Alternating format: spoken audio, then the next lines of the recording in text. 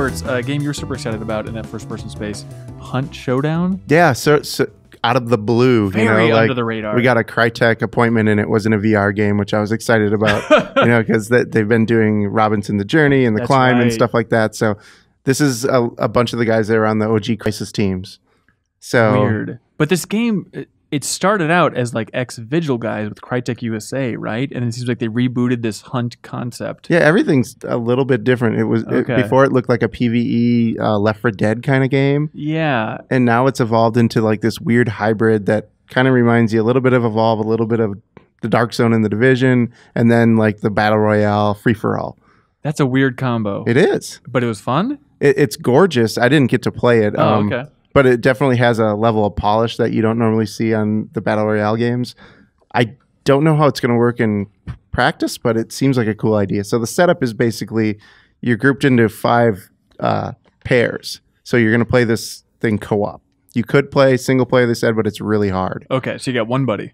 You have one buddy, and you're trying to hunt down this monster in this like end of the Victorian era. Some evil was unleashed on Earth. Blah blah blah. And it's New Orleans, at least in the video that I watched. I don't know No, if every it's map not. is. I don't think it's named anything. Like, Oh, it's really? Just like Okay. a random area, and there's only one map right now. Okay. So there's a 1 kilometer region where you guys are all unleashed, and you're looking for clues to hunt down some monster.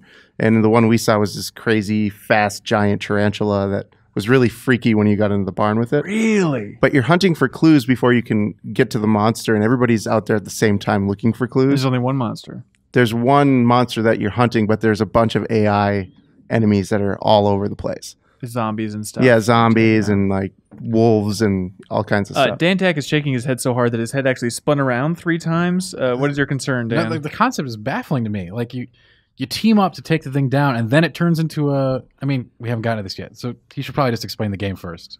So then you fight each other. So eventually, one of the teams finds all the clues, finds out where this monster is. You kill it, and then you have to banish it. And when you banish it, this like broadcast goes out that everybody knows your location at that point, and everybody's hunting after the bounty for this monster. So at that point, they know where you are, and they want to take that bounty and escape with it because that's where you get all the gold. And it seems less gamey than Evolve. Like, it didn't seem like glowing footprints that you're following, at least from the video. There is a detective vision that you're going to kind of, but it's really? more based Okay. around the clues than the monster itself. Once you know where the monster is, you go in there and you don't know where it is. Yeah, it's a little more atmospheric. A little more. It's a really creepy game. Yeah, it's got that horror vibe that a lot of the survival games don't. So then when you're fighting each other, Then it's a free for all. Then like everybody's kind of coming after you. There are supply drops that are kind of sprinkled around the area that you can get. Like booby traps and stuff like that. So maybe your idea is going to be like, I'm going to booby trap all the doors if they don't see me. And when they leave after the banishment timer is up and try to extract, we'll kill them that way. Or everybody just goes guns blazing at these people. Yeah. So you called it one of the most interesting games of the show, and Dan Tack, it seems like you're just taking this is too much of a kitchen sink philosophy. No, I'm completely bewildered, and it's like, I get it. Okay, so you got the that element of the game with the supply drops and you're killing other players. We've got that. We know right? that. Yeah, Yeah, we know that very well.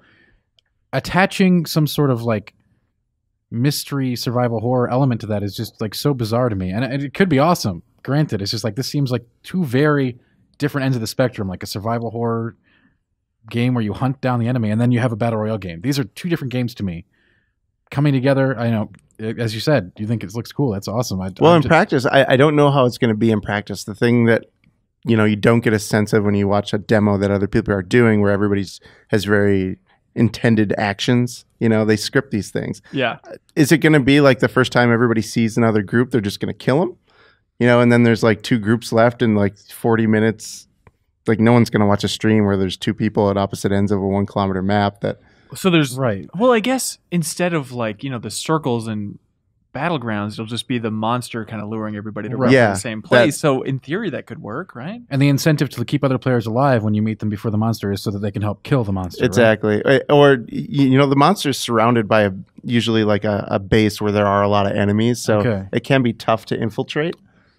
So I don't know if they think most people are going to work together, but games, like people are just going to kill everyone on site regardless. Yeah, just like the Dark Zone, like it's so maddening to go in the Dark Zone in the Division. Yeah. Because especially alone, people are like, oh, that guy, like, right. I'm going to take his stuff. So we'll see. All right, but it's the an interesting concept is one. interesting. But do you know what the release date is? It's been no, so they said long. they're going to do a public. I don't know if it's going to be early access or a alpha or a beta. They're going to do something in the coming months. Oh, crazy. And then we'll know more about it at that point. So are there like loadouts, or do you just use whatever you find on the map? Is there like leveling, or There is so the way that the currency works is as you collect gold for getting these bounties, you can invest it in skills, and those skills transfer down the bloodline of your character. So your character dies, but then the predecessor, or your ancestor shows up. Blah blah blah. But the weapons and all that, from what I understand, you're gathering those in the map. All right. Huh. Thank you so much for watching this excerpt from the Game Informer Show podcast. You can subscribe to the audio version and listen to new episodes airing every Thursday. We cover big games on the horizon, games that we've just reviewed. We have long-form developer interviews, a lot of fun stuff. So check it out every Thursday.